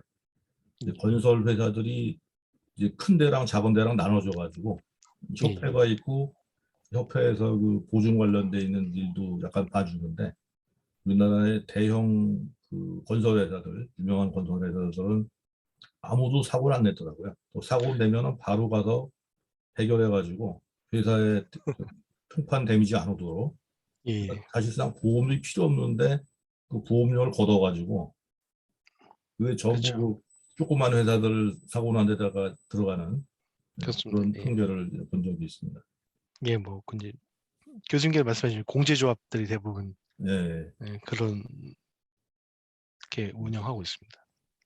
큰 회사들일수록 이제 신용에 대해서 신경을 많이 쓰는. 예, 맞습니다.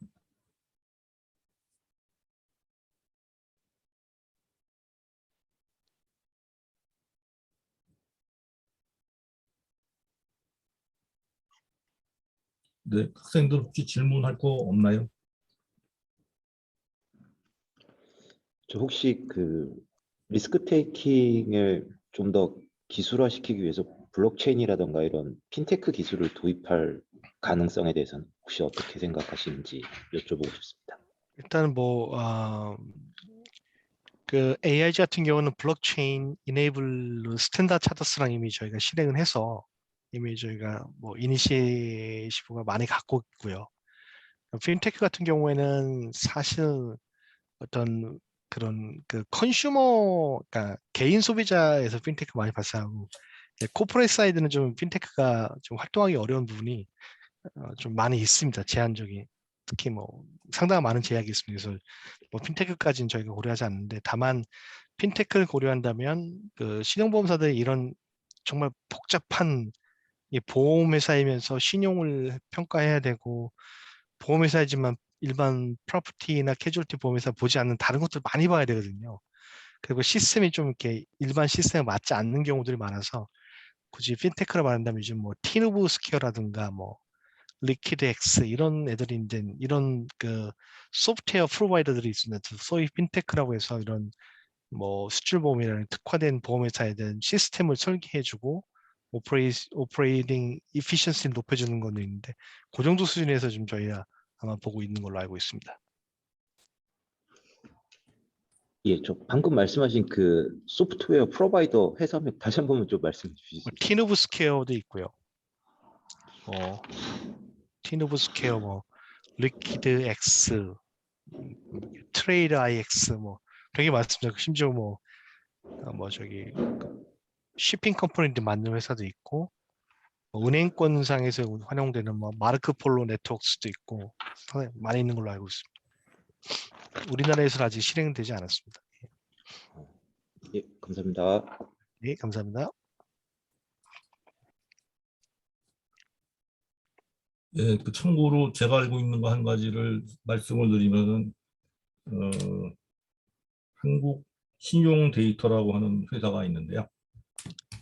이 회사가 이제 유니콘 기업이 된 그 데이터 경제 하나 첨단 회사처럼 이제 되어 있는데 회사가 아주 젊은 사장님이 카이스트하우 회장께서 아이디어를 내서 우리나라 그 중소상공인들한테 회계 정리 프로그램을 쫙 70만 군데인가 나눠줘가지고 그 중소상공인들의 회계 데이터를 거기다 입력을 하게 해서 그 바털한 거죠. 시스템을 주고 데이터를 받아서 다 모아서 그걸로 이제 중소상공인들의 크레딧 레이팅을 평가해서 이제 금융기관에도 제공하고 마이데이터. 그래서 이제 뭐 조 단위의 회사가 됐다.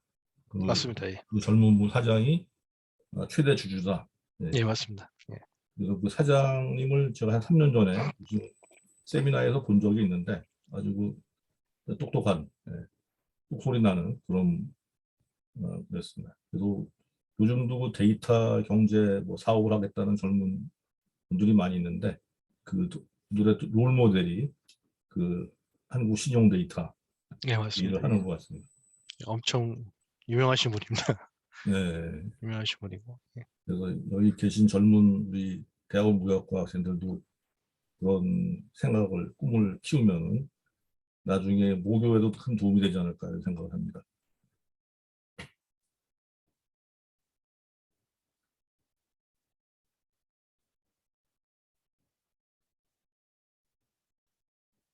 네, 또 다른 질문 있나요?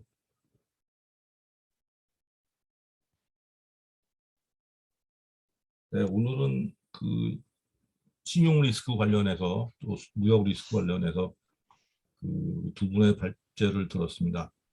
프랑스 제도와 그리고 미국을 중심으로 그 보험회사들이 평가하는 보험회사 입장에서의 그 신용 리스크에 대해서 공부를 했습니다. 이상으로 그러면 공식 행사는 마치도록 하고요. 예, 오늘 저 애프터 모임은 8분이 신청하셨는데 인원이 딱 맞는 것 같네요. 근데 8명까지 하라고 그러죠. 다음 주부터는 10명이라고. 대학로, 그러니까 해화역 쪽입니다. 해화역에서 성대 반대편 쪽.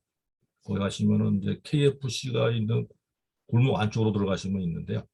거기 가시면 되겠습니다. 5시 한 15분까지 오시면은 제가 4인석 2개로 예약을 해두도록 하겠습니다.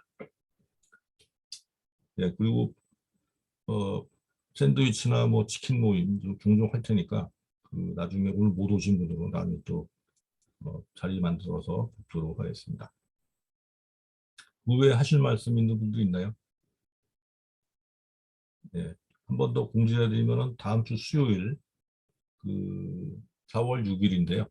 6일날 오후 2시에 이 줌으로 들어오시면은 아까 저희 이 세미나 워크숍하기 직전에 소개해드린 트위치라고 하는 그 세계 농산물 무역 데이터, 농산물 생산 데이터를 가지고서 사업을 하고 또 거기도 이제 그 유니콘이 됐다 그랬죠. 무려 3조 2천억짜리 회사로 평가받았다고 하는데 그 회사에 그 이사가 오셔가지고 우리 저 신입 직원 500명 모집한다고 지금 여러 학교에 안내를 하고 있는데 회사 설명도 듣고 요즘 세상에 이런 게 있구나 하는 것을 배울 수 있는 기회가 될 것 같습니다.